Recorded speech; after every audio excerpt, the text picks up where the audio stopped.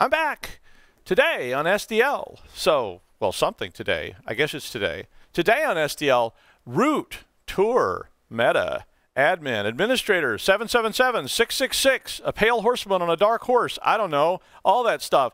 But listen, there are so many ways to screw up your system administration. It's really not even possible to describe all of them. But on this show, we're going to try to talk about some of them, and we're going to talk about privileges and permissions and file trees and all that bad stuff. So stick around.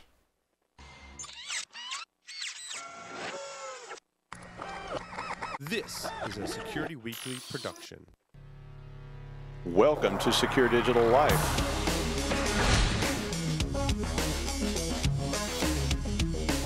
If your users are going to keep putting risky stuff on your machine, you're screwed. So Top can help us understand the complexity of blockchain. I was reading through the show notes, man. Oof. In binary, it would be 001. Who cares? But it's probably not significant anyway. It'd be like you're looking out through the HAL dot, you know, like, oh, hey, Dave. It's like Sims, but with, you know, it would be like Sims. Instead of AI, it's only.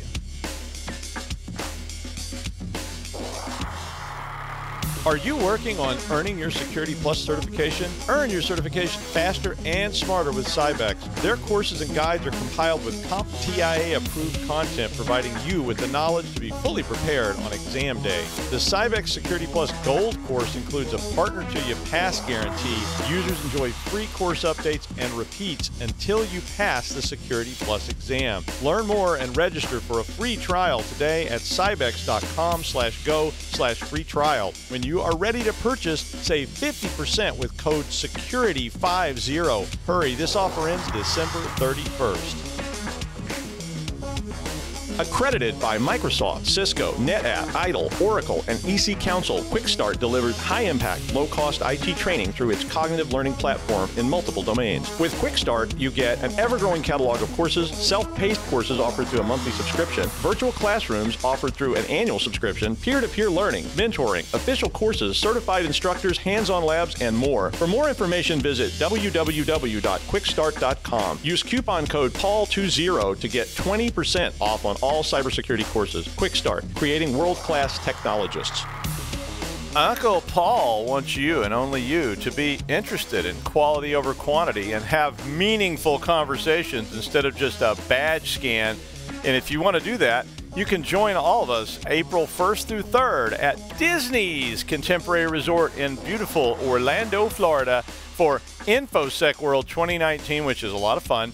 And you can connect with and network with like-minded individuals in search of actionable information.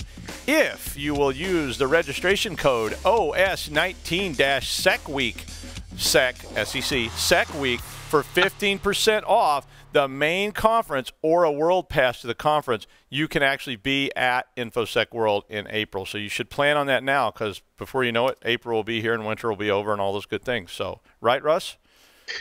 That's right. When you said Sec Week, I thought you said something else, and that's a very different conference. I thought I said something else, and I was like, wow, 15% off Sex Week. I got it. Okay, let's Hey, Doug, should I have a white Russian or a Caucasian with me from your shirt? I think you should, but I'm for this. You know, this aggression shall not stand, man. I love it. You know, that's a weird thing about The Big Lebowski was the first time I ever saw the movie, I actually didn't like it because I had watched Fargo, and I love the Coen brothers, but I had just watched Fargo, and I thought I was really let down by it because I thought, this is not like Fargo.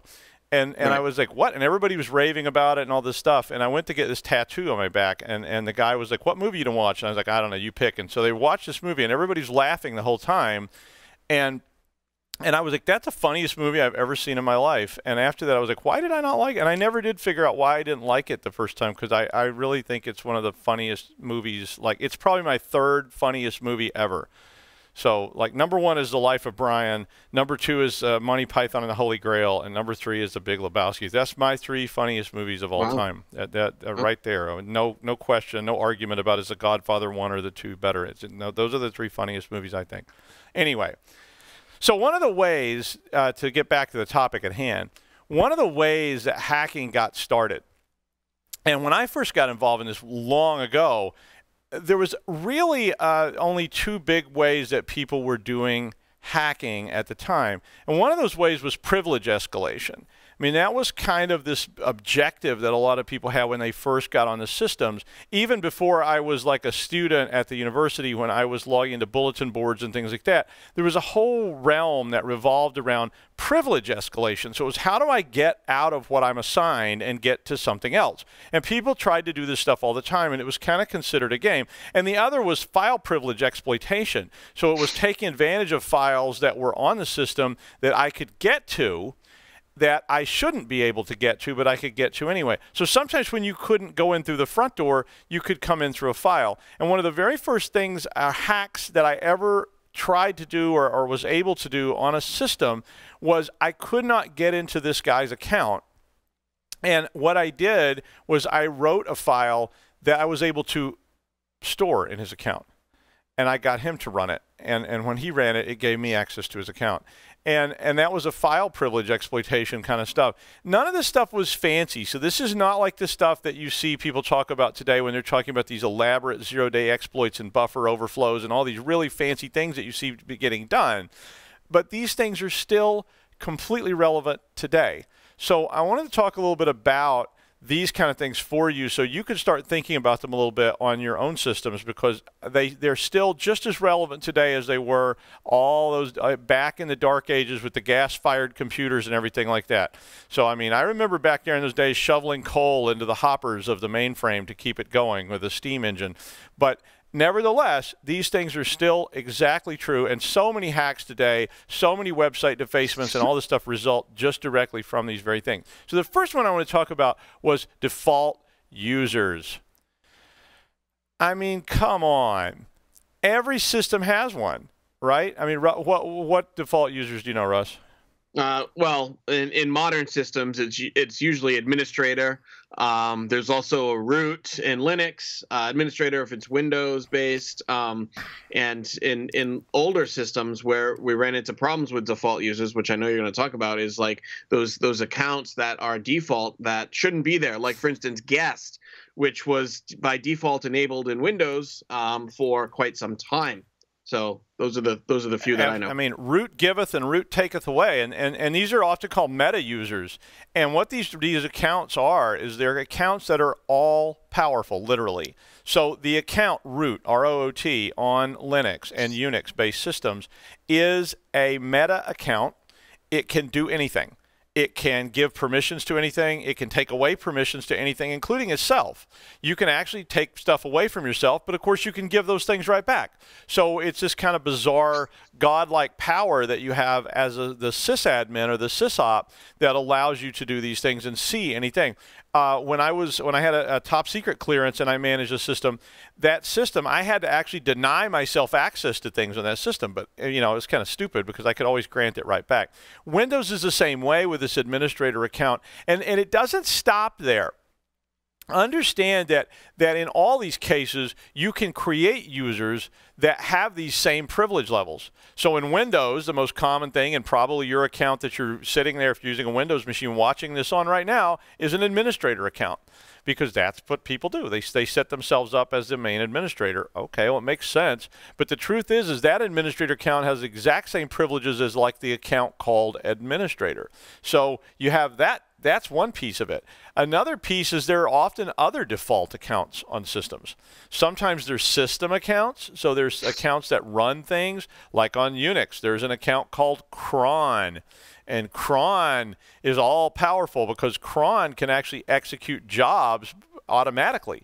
And there used to be hacks around that. So people would push files into cron, and cron, if it was running as root, could execute those files. And even though you couldn't do anything, cron could. And so if you could get cron to accept your file, boom, the file runs. It's a little script that gives yourself root privilege, and boom, you own the system. So all these things exist on the system.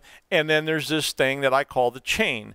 And the trust chain is where you really get into trouble again, because if I create an account called R. Boscheman on my system and I make Russ an administrator on that Windows system, he has all the privileges of administrator, and he can actually take away privileges for me or make me not be an administrator anymore, and then I've got problems. Likewise on Unix, there are many, many ways to get around this. And in fact, on Linux, do you know what sudo is, Russ? Yeah, super. So I would sudo to an admin, like a higher level elevated admin, Well, yeah, super admin. and you don't even really do that. It just causes things to execute as admin. So if you're a sudoer, as they say, so sudo, sudoer is a sudoer. A sudoer can type the word sudo, and anything that follows that is run as administrative or root privilege using just your password. You don't have to know the root password. And then that creates another whole round of problems, because if you have all these people, and you see it all the time, they can create permissions, they can change permissions, they can make new root users, they can make new administrators. And that doesn't even get into the half of it, because you can then expand it again. I can start talking about groups, because both Windows and Unix, and in all these cases that we're talking about today, Windows and Unix work pretty much the same way. Technically, they don't. So in Windows, it's called administrator. In Unix, it's called root, and so on. But conceptually, it's exactly the same. If I put somebody in a group, that group, and it has administrative privileges, that group becomes an administrator. Even though it may not look like they're administrators, they are. And I've done audits on systems where we looked at stuff like that, and we found out that every single user on the system was a sudoer and was in an administrative group. And it's like, wow. And you go look at Windows, and you see the same exact thing. They set it up, and they go, no, we don't make everybody administrator. They're standard users. And then they put them in a group called domain administrators, or a group called system administrators, or you know, and it's just like, really? So all those are problems. The other problem with these accounts is, what if somebody can compromise them? So do you know what the most common password in Linux is for root? I would say password. It's actually Toor, T-O-O-R. Oh, really? This was not a scientific study. This is just my observation. So Russ may be right too. Password 777. The most common one we've encountered was Toor, which is root spelled backwards. Oh wow, yeah. That was a classic, and you would see that. It was usually, if you watch people trying to hack your mainframe, one of the first things you would see them type is root Toor. And I actually used to have a script on the system that looked for people that typed that. And I would put them on my, what I call, well, we'll call it a blacklist. I didn't call it that. I called it something else. But those are people that I immediately had a script that automatically put them in a file so I could review their actions when they logged in, because there were people that were causing problems. And if you can do that, so if you could guess that command, you could literally take over that Linux system. Likewise, if you could type sudo -i, you know what that one does? I know you're not a super Unix person. I'm not a huge Linux guy, but no, you tell me. Sudo -i actually lets you log in as root without the root password, and then that lets you change the root password to whatever you want, and then you own the system, and you can go in and deny everybody else access, and all of a sudden it's all over. There are so many other holes. We could literally spend a show after show talking about all these different things that existed. Because remember, until the internet came about in the early part of the 21st century, most systems assumed that only weird computer nerd people could ever get on those systems at all. And so that security through obscurity idea was really, really stupid and naive. And a lot of those people got hacked to pieces when they went live on the internet, because people were like, wow, did you know you can log in with our login? Do you know what that one is? Remote login. Well, yeah, but you know how it works? You tell me. I don't know. Our login, sorry, I keep doing it to you. Our login was a way to log into Unix systems without using a password as root, because they wanted it for the engineers so they could access the system and make changes, and they didn't want to have to give them passwords and accounts. So they would just say, oh, our login. And how was it protected? Oh, who would ever know that? Who would ever try that unless they were like some weird, super genius, weird computer nerd type? And, you know, and maybe in 1985 it was a bunch of nerds who knew stuff like that, but by 1995 and 2005, if you wanted to know what it was, you just typed that into a search engine, and boom, it's like, oh yes, our login, an antiquated approach that allows people to have super user access. And it's like, oh yeah, that's over. The other problem with this is passwords. If any, and any is in all caps, if any of these accounts that we just talked about, whether it's admin, root, a user that has root access, a pseudo user, anybody that could do this stuff, if they have a weak password, someone can brute force that password. And especially on Linux systems, or sometimes Windows systems, if you don't have it set so that it blocks you after 3 tries, guess what? They can sit there and run that thing for 100 billion times until they get even a pretty good password is going to get cracked. And better still, use a dictionary attack. Don't ever start with brute force. Come on. A dictionary attack means that you've got a list of common words like password, and what's at the top of my password list? Tour. So TOOR is at the top of my password list, because if I'm going to run a dictionary attack at you, I'm going to try all this stupid stuff first because it takes 2 seconds to do, and all of a sudden I get into an account. And if I get into that account that's got password or 777 or any of these other silly nonsense things on there, and I have some foreign language dictionaries too, you can always get in there and get right into that password. Now, I will tell you, and this is just an odd little piece of trivia, if you want to get into the mind of Doug, which you don't, I promise, here's a password for you. Rotartcinimda. Rotartcinimda, which sounds like something you have to pay extra for, but yeah. You get that one? Is it an anagram? There you go. You're getting there. It's administrator backwards. Yeah, there you go. Exactly. And NIMDA is the other one that I have on my password list. Yeah, so that that's was a virus admin that backwards. So, but Rotartcinimda is administrator backwards. And I often put the names of people in IT backwards because people like to do that kind of stuff. So if you're building a dictionary list, you'll see people do that kind of stuff. So you can get into any one of those accounts. All of a sudden, you've got a big problem. So all the way down the line, this kind of privilege escalation, which does not involve hacking per se.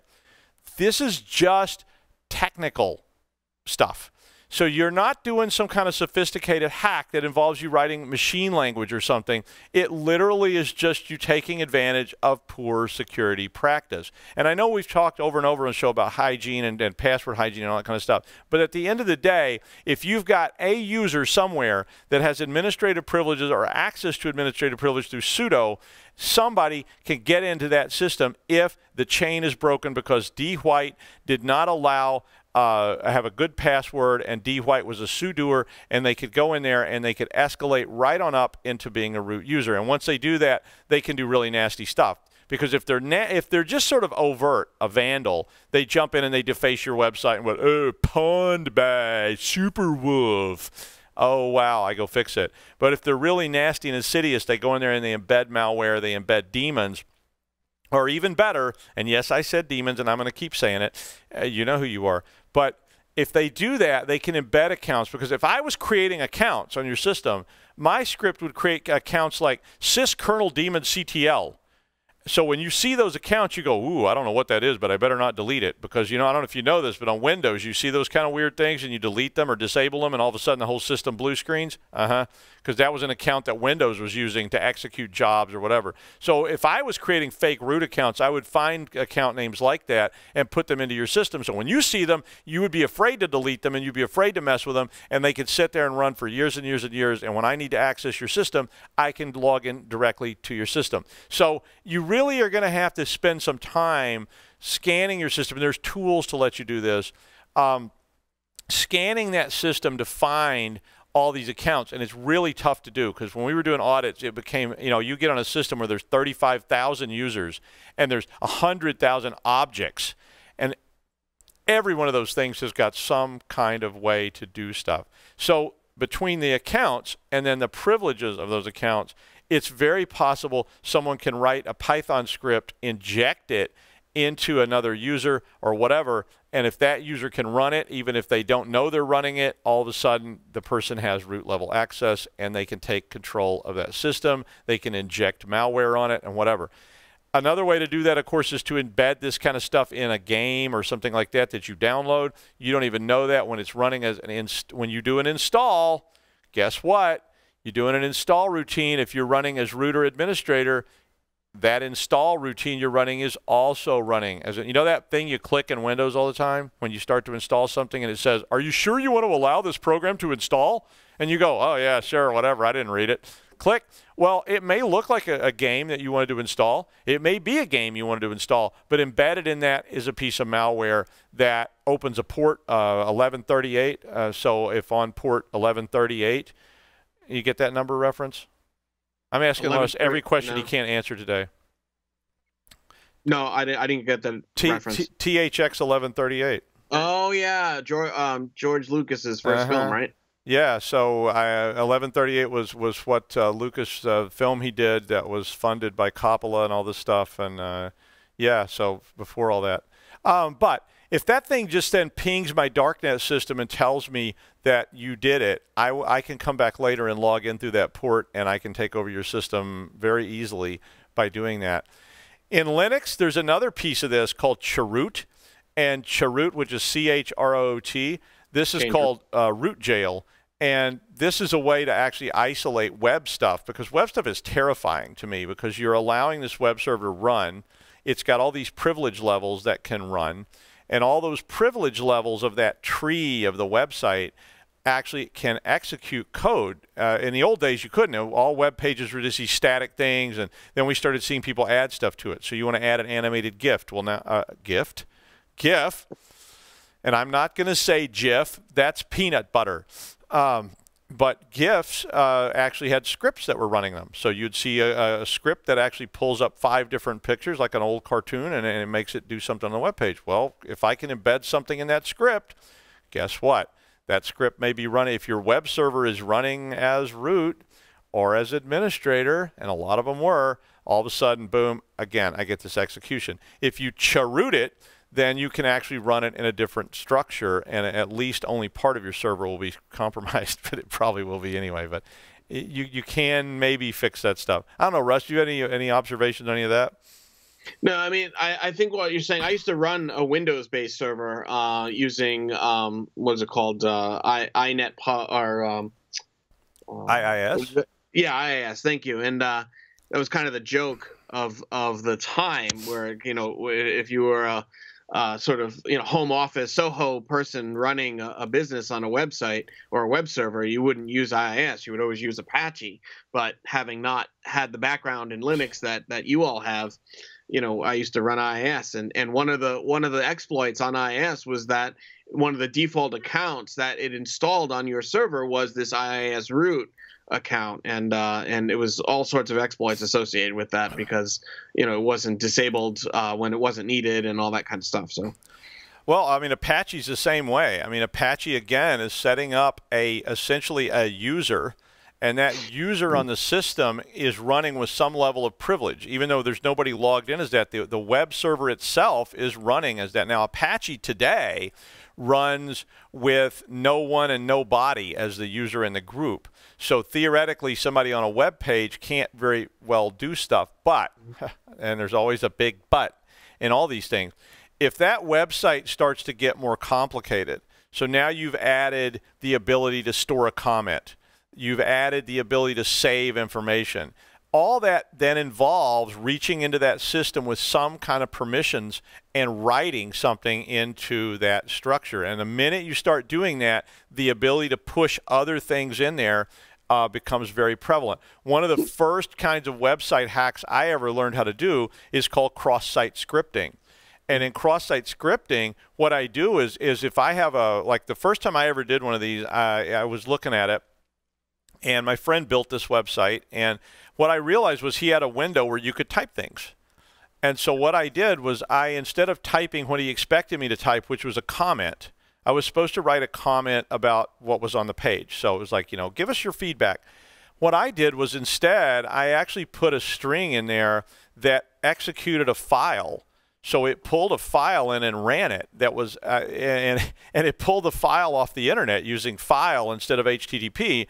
And because the web server he was using, which was neither Apache nor IIS, it was something else, but it was running with admin privilege, and so it executed my file, and my file created an account, and the account in that case, because we all knew what was going on, the account was called dwight, and it took me about 5 minutes. And then I ran it, and boom, that cross-site scripting attack allowed me to push this in. And you'll see people do those kind of things all the time, and there's many things they can do with cross-site scripting. But all that stuff then falls back to file and directory permissions. So if you aren't scared already, let me scare you some more. On Windows and Linux, so both systems. And remember, Mac is also basically Unix. So if you go under the hood of Mac, it's Unix. So all this still applies there too. So you can't sit there and say, oh, I'm a Mac user, I don't have these problems. You just have more of them because you can't actually see what's going on because Apple has denied you from being able to see what they've done. But bottom line is every file and every object and every folder and directory on your system has permissions associated with it. And they come in blocks. So there's essentially 3 permissions that exist for every, and I'll just say object from here on out, which means every user, every file, every folder, every directory, every program, everything has these permissions. They have 3 blocks of permissions. One is for the owner. So who owns this thing? Is it you? Is it somebody else? A group. So if a group has access to this thing, okay, so now there's another bunch of people that could be in that group. And the other one is other. Yay, other. But you say, why would you even ever consider having other? And the answer is because of the internet. If you want to allow people to remotely access your systems, the way they used to do it was anonymous. I'm not kidding you. They had servers that had anonymous access to them. They still do. And you could put files on those anonymous servers, and those things are still out there. And some of them are well known, and they're widely used. And then they can be perfectly safe, too. It's just like a giant cesspool of file sharing, which is called How to Get a Virus. If you like that kind of stuff, if you go on Saturday evening about, say, like, I don't know, 11 p.m. and lick the subway floor, it's kind of the same experience as using an anonymous file sharing service. But it's okay. Whatever turns you on.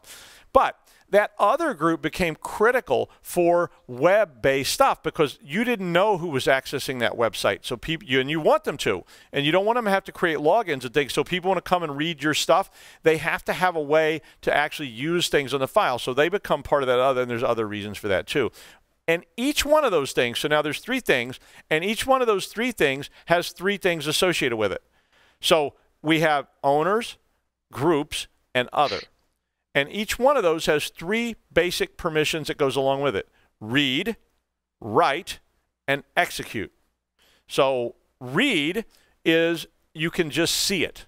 So you cannot change it. You cannot push things into it. And I know there's sophisticated stuff you can do here, but we're just talking about basics. So a read permission means that you can see it. So if you grant a group read permission, that means that group can see it. You grant others a read permission, that would be like a website. They can actually pull that web page up, and you almost have to grant that. Now, write, hoo-wee. Now, write is another whole problem, because if you have to write, you can change things. Now, you can, of course, create places for people to write that are isolated, if you've done that. But if you let somebody write into your database, what can they write? Well, you say, oh, come on, Doug, everybody does what they're told. Right. Of course they do. Because I'm going to tell you one thing about hacking. The very first rule of hacking is do the unexpected. If it tells you to type your first name in the box, put a website in there and see what happens. If it says enter your age, what happens if you type an A? What happens if you you put in a website? What if you put in an executable? What if you put a link to an executable? What happens? And a lot of times, especially early on in the internet, people didn't understand these things at all, and they would slap these websites up, and somebody would go to the first name box, and they would put a link to an executable that was on another site, and it would pull it in and run and create me an account, or it would deface the website, or it would do some other kind of thing. And all those things become very, very problematic. I'm having problems with words today. We've already had what? We've had sex, gift, and now, yeah, okay. Put those words together and make a password out of it. But don't do that. But all these things add up to a very complex problem for you as you try to set up access to systems. So even at home, so even if you're just a Soho user and you sit down in your living room and you say, here's a computer, you have all those permissions and you have all those things to deal with. And the biggest problem for Soho users, if you're not running websites and you're not doing any of the stuff we just talked about, is that you download things all the time. You download PDFs, you download Word files, you download X, Y, and Z, and guess what you're running as? Administrator. Very, very likely. The solution to this, of course, is to create accounts for yourself that do not have those levels of privilege. And that's really hard to do because it sucks. We all hate it. I mean, I hate that for always. I want to be the administrator, but what I have to do is I have to create an account that I use that's called DWhite that is not an administrator. And then I actually have to take that extra step when I want to install something or I want to run something or whatever. and give myself that level of privilege, because the effect of that for me is it makes me stop and think. It makes me stop and go, do I really want to run this? Do I really want to click that link? Do I really want to install this software? And if I have that extra step, sometimes that helps me to step back and go, ooh, I shouldn't have done that. And it will save you, because once you click it, it's too late. You can go, oh, no, oh, no, and try to stop it. Russ? Oh, yeah, or even, Doug, too, when you're logged in as that elevated account, let's say, administrator or root or whatever, it might be a drive-by as well. Like if you're on a website or whatever and you're logged in as that account, those drive-by scripts that run, if you're not using user access control in Windows, or you don't know what you're doing, you don't even need to give permission to them. They'll just run and install at the level of account privilege that you're on right now. Exactly. So to further emphasize, it's absolutely critical that you're creating a user level account for yourself, and you as the admin of the machine are not using the administrator account unless you're actually installing or making updates to the system. Right. And to loop that back to the beginning, all those kind of accounts, that's the whole point of sudo. So the reason sudo came into existence was so that you would only type it when you needed to do something sophisticated. And what people got used to doing was they just type sudo all the time. So they just type sudo every single command they do, and because it's a pain to do it, so it's just they start doing it and they get in the habit of doing it. All this stuff means that you need to audit, and there are tools to do this. You can get tools, whether you're running a server, you're running a Soho machine even. You really need to understand who's on the system, what accounts are on the system, and what do they do. If you ever see something like what's called a 777 file, this is called a globally writable file. So in Linux, the permissions work the following way. So they have numbers for them. So a read permission is a 4, a write permission is a 2, and an execute permission is a 1.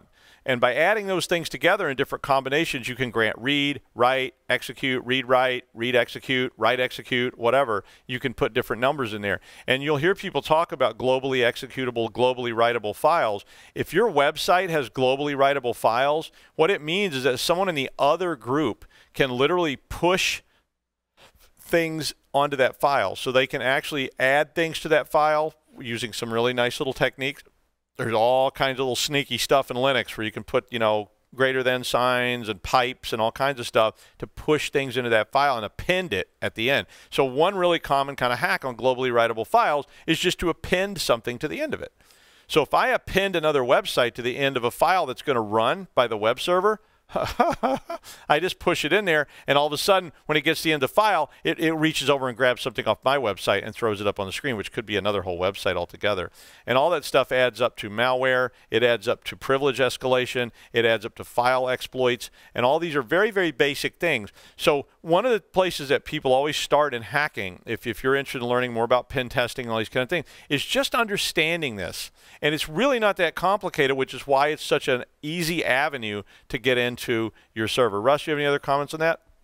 No, I mean, I think what you're saying is wonderful. I think that there's a concept in cybersecurity known as principle of least privilege, and that is to assign users to groups that has the least amount of privilege that they need to do their job or perform their function, or conduct their role or whatever it is. So I would extend that principle of least privilege to us as end users as well, or administrators. So yeah, that's great. And I mean, a way to think about that is it's like if you've ever seen movies about drug dealers, or you had friends who were drug dealers. I had some friends who ended up going to jail for that. But hi guys. But I mean, they never used cell phones. They never used phones because they were afraid of wiretaps. But over time, they got sloppy with it. And that's what happens to systems administrators too. Over time, they were like, well, we never got caught. We never had a problem. And well, I'm going to use a cell phone now. And I'm going to use this. And I'm going to quit sending messages written on, little note cards and whatever. I'm going to start using my cell phone. I'm going to start using public phones. And then they got wiretapped. But the lesson in the system admin side of that is you will get sloppy too. Because you'll have it all locked down and you spend all this time on it, and then one day somebody comes in, there's a problem, and you do it real quick.